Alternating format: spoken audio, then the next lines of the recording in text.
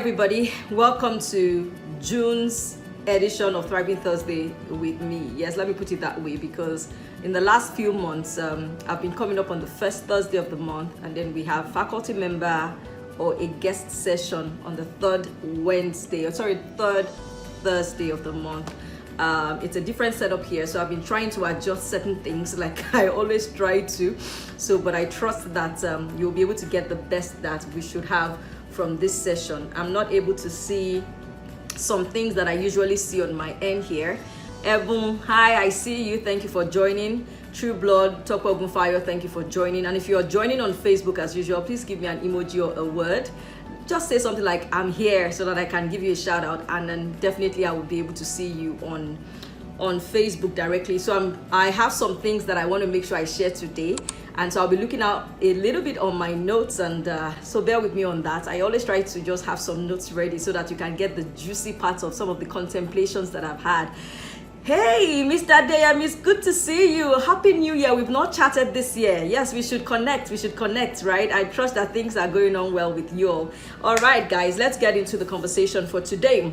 But before we go in, I just wanted to say a welcome again to the month of June 2023. I don't know what you think about the speed of the month so far, of the months so far. I mean, we're already in the 6th month. I think some years it's been a little bit faster, but depending on the kind of things you're focusing on, the year might have been a little bit faster for you than for other people, right? But tell me, how has it been, fast or slow? Just give me your comment in the comment box and let me know how it has been for you. But I wanted to wish all my fellow Nigerians a hearty congratulations for the dawn of new leadership in our country. Yes, I know we all have thoughts and ideas about certain people taking certain offices and all of that, but we need to understand the fact that we need to at this point accept what we've all as a group, right, voted for, and believe that the best can come. As someone who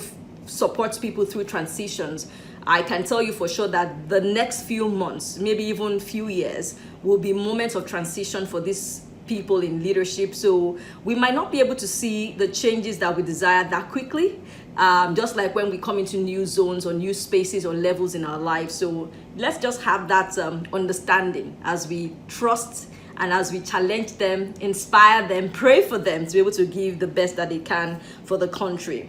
All those who are celebrating a milestone or a testimony in the month of June, I want to wish you a hearty congratulations as well.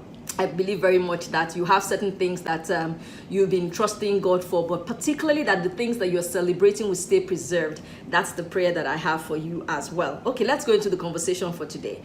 If you've ever been to the world of Coca-Cola in Atlanta, or perhaps you've heard a little bit about the history of, Coca-Cola and how, certain guys came together and put together a portion. That's the way it will probably be put in a movie, an animation. They came together, had some portions and all of that. But basically, the secret behind the success, the consistent success of Coca-Cola today, apart from its marketing and its brand, is the taste of its product. Coke has a particular taste, right? But here's the thing.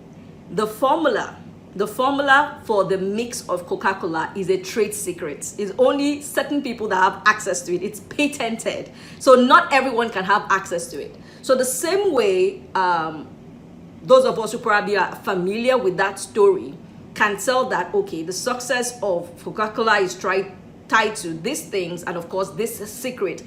When you look into anything that has been successful today, ventures, individuals, you can say for sure that there has been certain secrets that they have latched onto or leveraged on that has put them on that path of success. And it's not just a one-time thing.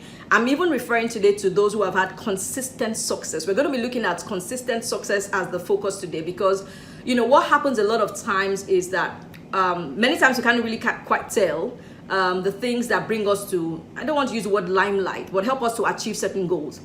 And in that space, when you are not aware of what might have helped you to achieve that goal, it might be difficult to stay consistent. So today we're talking about not just getting to succeed in something. We are talking about the possibility of staying consistent with it. All right, so today we're going to be looking at certain secrets. Now let me say something. I know for those of us that have seen the flyer today, you'll say, FolaFayo, why are these secrets anymore? You've mentioned that there are seeds, stretches, and sacrifices, so why are these secrets? Well, here's why I'm going to still stay with the word or description that they are secrets.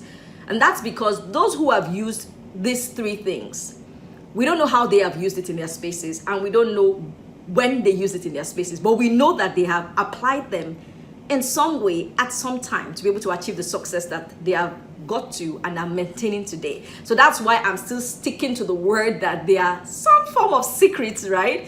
And even when you start to think about it in your own space and you're trying to think about how you can apply it to yourself, you might be able to teach someone, you might be able to say, this is what I did, but it will still be customized for each person. So it's a secret for you, to you, exclusive for you, to be able to succeed. All right, so we're going to be looking into those three words today. We're going to be looking into seeds, we're going to be looking into stretches, we're going to be looking into sacrifices, and I'm going to try and share some examples tonight as well to be able to help us to remember them. Again, like I said, it's interesting that they all start with the letter S, and I believe very much that it's what will help us as well to be able to remember them, all right? So we'll start with seeds. The thing is this: for any area that you're trying to work on towards succeeding. So when I mean area, it could be career, it could be business, it could be relationships, it could be health, it could be just one specific goal. It may not just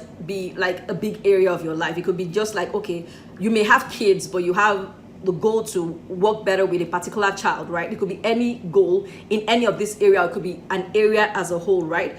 For that area, whenever you're committing to it, right, and you are saying, this thing, I'm committing over time, and I'm expecting back something different, better, or more, that thing is a seed.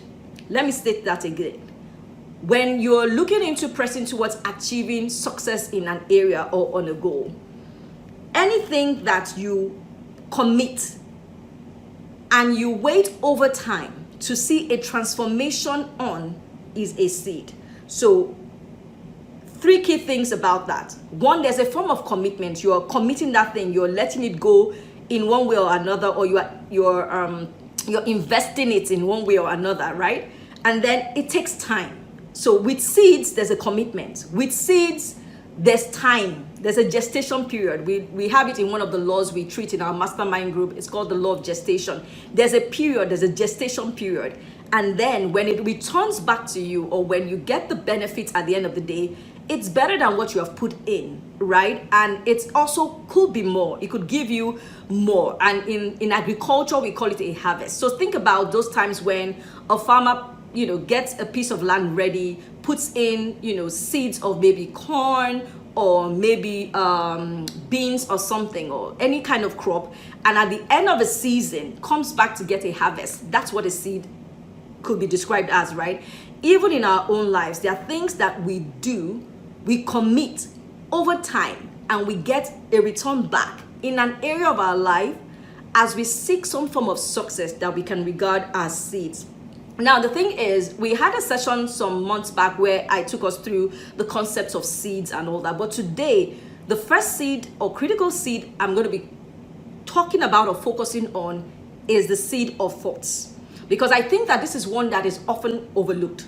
Many times when we are approaching, this change or a transformation in an area of our life, we don't think much about how should I be thinking? How should I be approaching this thing? We are thinking more of what should I be doing? And like I always, explain to people, when you're on that path of change or transformation, if all you're focusing on are the actions, you will get change.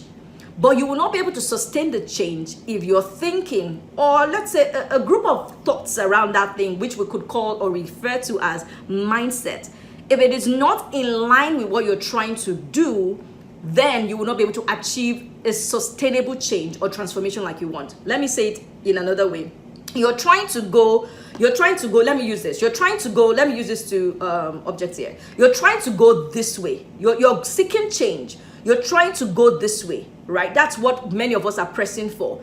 but then your thinking is staying the same. You're still thinking the way you used to think years ago, but yet your actions are going this way. What happens is that even though you might see certain changes as you push with actions, if your thinking does not adjust accordingly so that it can match the actions you're putting in and to carry it, eventually your thinking or your mindset will pull down your actions or not keep your results sustainable. That's basically how it is. James Allen, in his book, As a Man Thinketh, said that, the mind is a garden.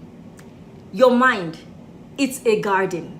So, a garden that also actually brings forth something. Now, the interesting thing about the way James Allen puts it is that whatever gets to that land, whatever gets to your mind, it could be something you intentionally sowed. It could be something that dropped by chance there. Your mind will produce it. So the question is, now that you understand what seeds are and the parts that seeds will play on your path towards success, how intentional have you been with the kind of thoughts that you have embraced? Because again, if you have great outcomes that you're pressing forward to or that you're pushing towards, then you had better be having great thoughts. And then you can ask yourself, every single time let's use financial transformation, or you're trying to make more money. You're a business person and you're like, okay, I used to earn, on the level of 5 digits in previous years. This year I want to press into the 6 digits, right? But if you're not believing and connecting to thoughts that will allow you to stay on a 6-digit level, you cannot achieve that, because your outcome will always match your mindset. Your mindset, your seed of thoughts that you hold on to will always determine the kind of success you have. I remember at the beginning I was saying, anytime you look at a venture or an individual that has achieved success and sustained it, check out their thinking. They've not been casual about their thoughts. If you ask them, most times they will say things like, I just believed I could do it, and then I attempted it, and then I saw results. That's what they will tell you. If you start to see people that are doing incredible things around you, start asking them the question. Don't just tell them, I would like to know what you did. Also ask, what were you thinking when you did that thing? That's one question we need to start asking people around us that are doing really well in something that we would also like to, model after or, replicate in our own lives. So yes, it's a good question to say, what did you do? Because that's really what we always ask people. Oh, what did you do to achieve this kind of success, to amass this type of wealth? But we're not saying, what were you thinking to be able to achieve this thing?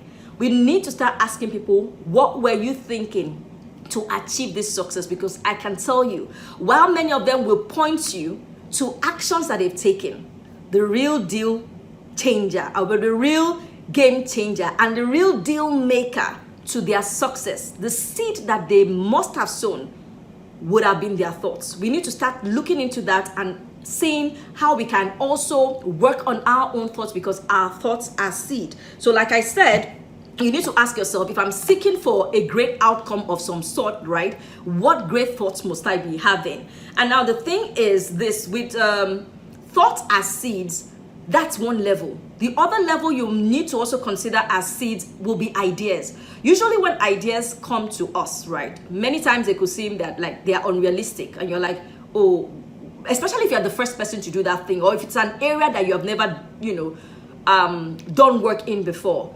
Your initial consideration will be, oh no, this is unrealistic. This is not something that I can do. But stay with it. Remember that that idea, when it comes to you the very first time, you need to say, this idea, even though it seems unrealistic, it is a seed. I am going to nurture it. I am going to contemplate on it. And nurturing it means you're going to make sure that the environment that idea exists in is something that will help that idea to grow. So if you think of an idea, and you know that the immediate circle you have around you are people who will laugh at you when you share that idea will not be nurtured in that circle. You need to make sure that that idea, if at all you're going to share it, will be shared in a space where people will be able to breathe life onto it, speak life onto it, so that that idea can thrive. For seeds of ideas, you want to nurture, you want to contemplate, and then you want to take action. But until you own that idea and say, okay, this is a seed, it has come to me as a seed, that is why it looks unrealistic anyway. So until you can accept that, before you can do more contemplating. But I tell you, like Wallace D. Wattle says in The Science of Getting Rich, day or two to contemplate. If you take your time and you contemplate on that idea, you would eventually gain an awareness of resources that you could use to actualize that idea or to take steps towards it. The other thing that comes under seeds would be the actions that you take when you work around the connections in your life. So connections that come to your lives are also seeds. So connections, if you commit them well, if you nurture them well, will eventually become relationships. So when you have a new connection, you meet someone online, you go to a conference and you meet someone, that connection at that instant becomes a seed. You need to ask yourself, is this a seed that you want a harvest from?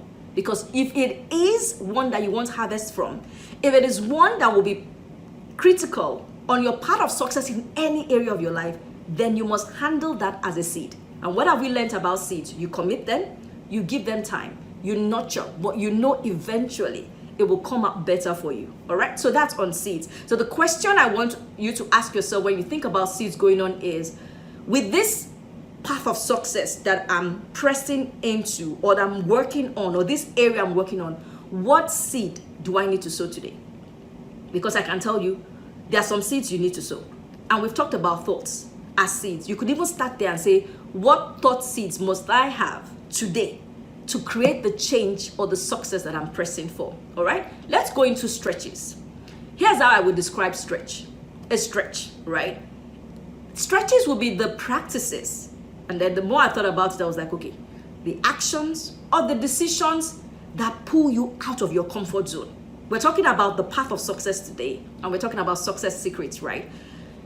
Any action or decision that you make that pulls you out of your comfort zone as you press towards success, that's a stretch. All right? It's like saying an extra mile. Every time you go an extra mile, you do more than the norm. It's not just your regular wake up every day, eat breakfast, you go. It's something that I can tell you that when you're actually being stretched, when you're stretched, your mind will know it. Your body will know it. Your heart will know it. In fact, sometimes your pocket will know it. Anytime you're working on a change or working towards something that moves you towards growth in life, if you're really stretched, you will feel it in your mind. You will feel it in your body. You will feel it in your heart, and you would feel it in your pocket, because it will not be the norm. Again, I said an extra mile. Your comfort zone, you're stepping out of it when you're going through a stretch on your path towards success. Typical examples that come to me, when I think about this word stretch is, when you have an exam or you sign up for a program and you're juggling that program with your regular life, or you have a presentation to make to decision makers at your company. And then you could also factor in a deal proposal that you are putting into people who you want to consider your service or your product. That's something that will require a stretch for you. So at the moment, right, I'm going through an executive MBA program, and I can tell you, I have been stretched. I have been stretched many times when I chat with family and friends, right? And they ask me, how's your program going? Or how was your course this weekend? Because most of them go over weekends, right? I'm like, it was stretched, as in stretch that I will put the stretch, right? So let me give you an example of this out of comfort zone thing. Before I signed up for the program, I'm not someone who was particularly interested in agriculture. And anything around policies, national policies and all of that, there were not things that used to catch my interest, except maybe there are things that they're trending, right? But on this program, I did not only do agriculture. I had to do a research work with a team and make a presentation on not just agriculture, but Indian agricultural reforms, for heaven's sake. I'm like, who would have told me? I mean, if anyone had told me, who would have told me anyway? But if anyone had told me that I was going to have such an exposure, I would have said, I don't know, I might have to rethink it. But that stretched me out of my comfort zone. That's not all. In the last few days, I have an elective coming up. I must have spent nothing less than 20 hours studying articles, books, videos on a particular elective I'm having in the coming weekend. That stretched me. Honestly, I can tell you. Yes, I like to read, but that was another level of reading. Let me crown it all with this. If you've ever walked with people before, right? And people that you did not actually pick to work with you, you would understand what it is like to be going through a program and be assigned to people that you're not familiar with. That's exactly what's happening on this program, right? So I come into a course and then I'm meeting people who are different from me. And like I said, your mind will tell, your heart will tell, your body will tell. So you're going through assignments. You're working with people who don't think like you.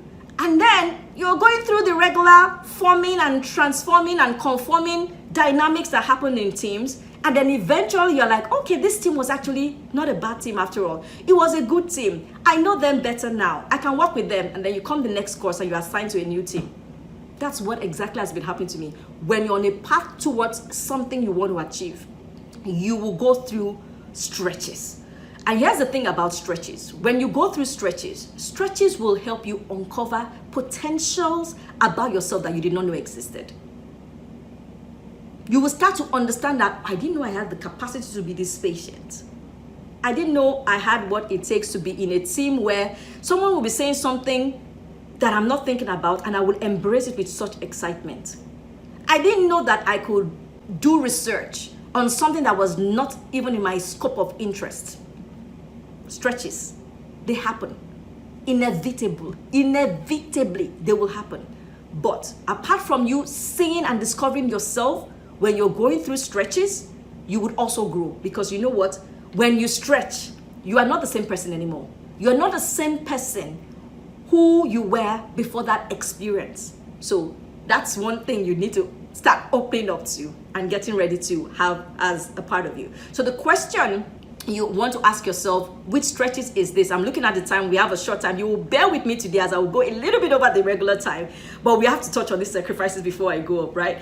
And so on stretches, you want to ask yourself, how much have I stretched?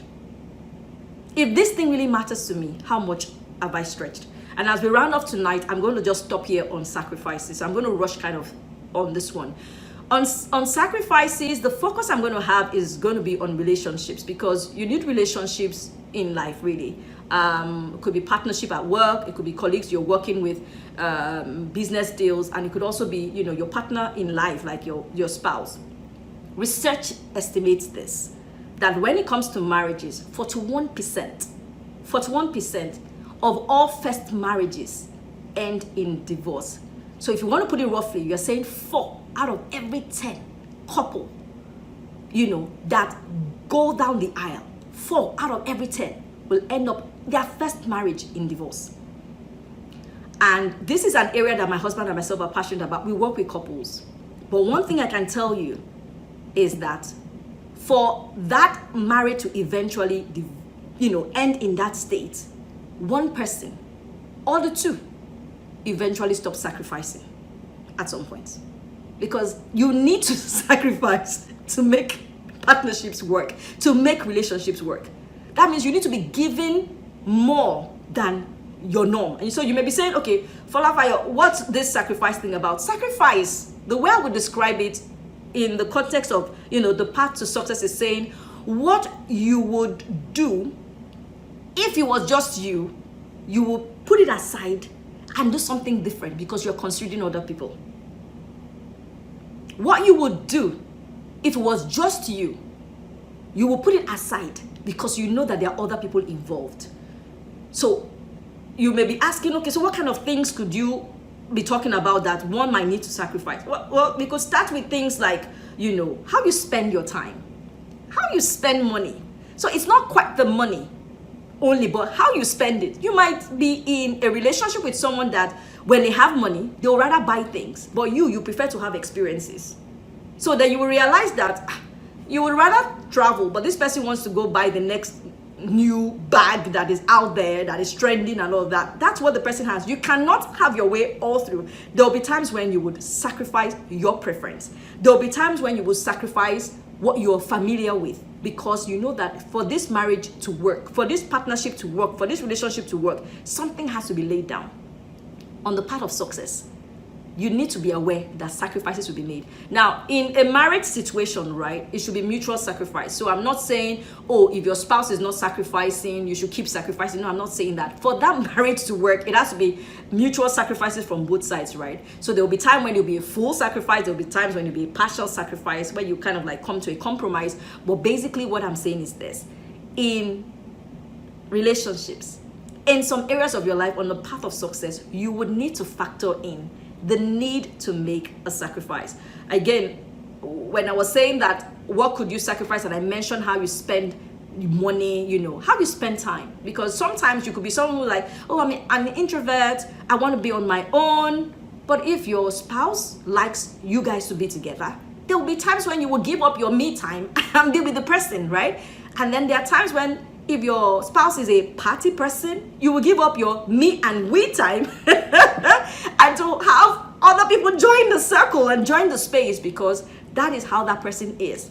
Sacrifices on the path towards success are things that are inevitable, okay? Now, the thing is, if you're someone who is a parent, you would also understand that sacrifices actually happen as well.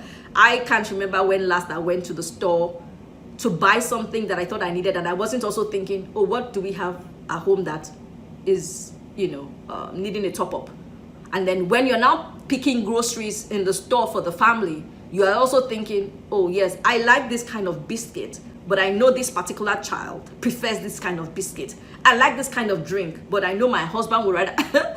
In family setups, you will have to start regarding your preferences differently. Now, that doesn't mean you won't have those times when you spoil yourself and you stick to your things, but it cannot be the same way as you were single. You require, sacrifice as something that you will need to open up your heart to and embrace and leverage on to get success. So I've used relationship as an example, right? But here's what I'm saying today. On your path to success, you will need to sow seeds. You will need to stretch, and you will need to make sacrifices. It's not about knowing it just, oh, there are seeds to be sown, sacrifices, stretches that will happen to me. It's for you to be able to say, in the moment when I'm going through those painful, because each of these things have some form of pain and discomfort. I was saying out of the comfort zone the other time on stretches, that you need to tell yourself, it's just part of the process. It's just part of the process. And so you might be here today and you're like, oh yeah, FolaFayo, you're right. What I've been trying to reach out for today, or for some time in my life right now, I have been stretched. Honestly, I have been so stretched. I was actually going to quit.